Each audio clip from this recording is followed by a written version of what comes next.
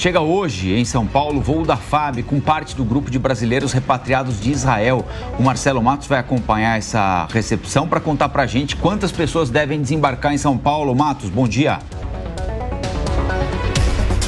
Muito bom dia, Rafael Colombo, Lívia Zanolini e a todos que nos acompanham aqui no Jornal da Manhã da Jovem Pan. São 26 pessoas, Rafael.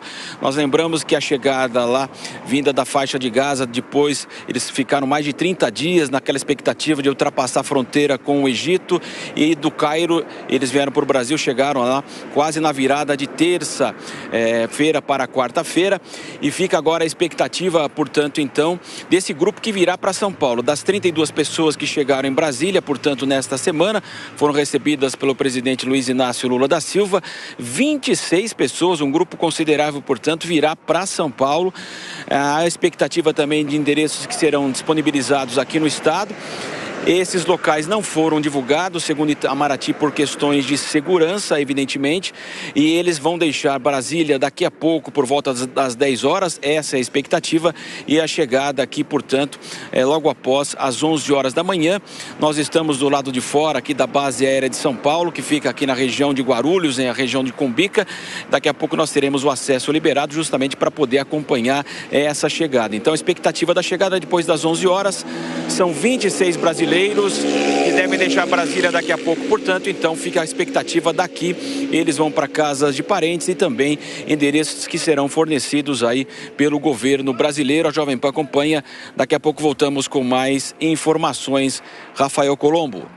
Valeu, Marcelo. Marcelo Matos, ao vivo, direto de São Paulo, onde ainda hoje, Amanda Klein, desembarcam mais brasileiros vindo daquela região. Desembarcaram os brasileiros vindo da faixa de Gaza, brasileiros e brasileiras, né? O maior temor estava ali, exatamente por ser a região dos bombardeios mais intensos, né? Mas ainda tem gente voltando também de Israel. O presidente Lula falou em gente para voltar da Cisjordânia, ou seja, essa é uma operação que vai durar algum tempo ainda, mas tem caminhado bem, né, Amanda? Tem caminhado bem. Eu acho que, em primeiro lugar, a gente precisa ressaltar a excelência, a competência, o profissionalismo da diplomacia brasileira, fundamental, atuando em todas as pontas, falando com todos os atores desse conflito, Egito, Israel, Catar, Estados Unidos, para forçar a saída desse grupo de brasileiros. O primeiro grupo, ainda mais gente inclusive na faixa de Gaza, os próprios repatriados que chegaram anteontem disseram em entrevistas que há parentes, familiares, conhecidos, amigos, ainda na faixa de Gaza, tentando deixar o território. Então, pode haver pelo menos mais 50 brasileiros e familiares ou cidadãos aí nessa lista para voltar ao país. Agora, eu acho que essa imagem é tão boa para quem está nos acompanhando aqui pela TV ou pela internet, para ilustrar como também foi um evento capitalizado politicamente pelo governo Lula. Desde a sua convalescença, aliás, Lula passou a sua convalescença tratando principalmente do conflito Israel-Hamas, porque foi bem quando eclodiu a guerra. Então, ele telefonou, por mais que não pudesse sair do Palácio da Alvorada,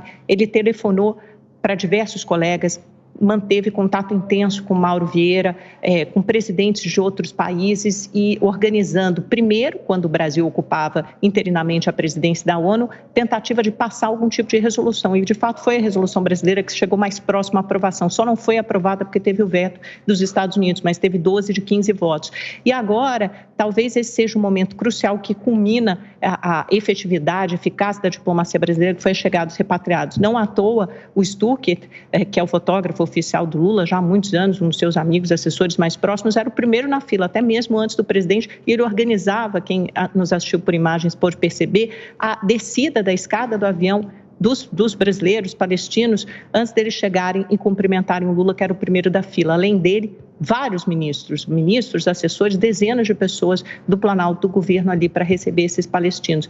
E aí agora tem essa mudança de tom do Lula, já falando em terrorismo, né, de que Israel pratica terrorismo, uma tentativa do outro lado da CONIP, que é a Confederação Israelita do Brasil, tentando uma reunião, marcar uma reunião, uma agenda com o presidente Lula para mostrar o lado deles e mostrar que esse tipo de declaração também pode ser perigosa, distorcer um pouco os fatos e propagar ou incentivar de alguma forma o antissemitismo. A gente precisa ter muito cuidado com isso, porque tem crescido no Brasil e em outras partes do mundo as denúncias de antissemitismo. Então você veja que esse conflito acabou aí inundando e ocupando provavelmente a maior parte da agenda presidencial desde outubro. Aí a gente pode até debater se é ou não a melhor estratégia, mas de fato Lula tem aí uma obsessão quase em, de alguma forma, se intrometer, ou pelo menos se posicionar em conflitos muito distantes do nosso. Não que isso não seja possível, principalmente Israel-Hamas, porque de fato foi uma coisa que pegou,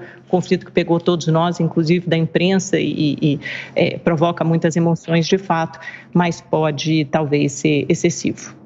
Agora, Dantas, desses repatriados que estão chegando aqui em São Paulo, 14 serão levados para abrigos. Esse acolhimento é tão importante quanto trazer essas pessoas aqui para o Brasil, né? Seu áudio está fechado? Dantas, dá uma olhadinha aí no seu microfone, por gentileza. Vamos ver se o problema está aí. Ok, agora. Boa, vamos lá. Vamos lá. É uma obrigação do governo federal resgatar seus nacionais, tá? Isso faz parte, inclusive, da política nacional de defesa. Defender os seus cidadãos no exterior e também qualquer tipo de bem, patrimônio que o governo tenha no exterior. Então, assim, é muito bem-vinda, naturalmente, a repatriação desses brasileiros que estavam num ambiente de guerra, num ambiente de muita fragilidade social lá na faixa de Gaza. É bom lembrar que o Hamas submete os palestinos, desde que tomou o poder lá em 2005, submete a um regime de força, à miséria, e impede o desenvolvimento, ainda desvia recursos de ajuda humanitária, recursos de impostos, desvia tudo para fazer aí o seu próprio, vamos dizer assim, a sua própria infraestrutura de terror, da jihad islâmica que eles resolveram integrar, dentro de um contexto global do terrorismo. A gente precisa ter isso em mente. O Brasil sempre foi um país de imigrantes, vem sempre desenvolvendo uma política vamos dizer assim, de acolhimento de refugiados até de outros países.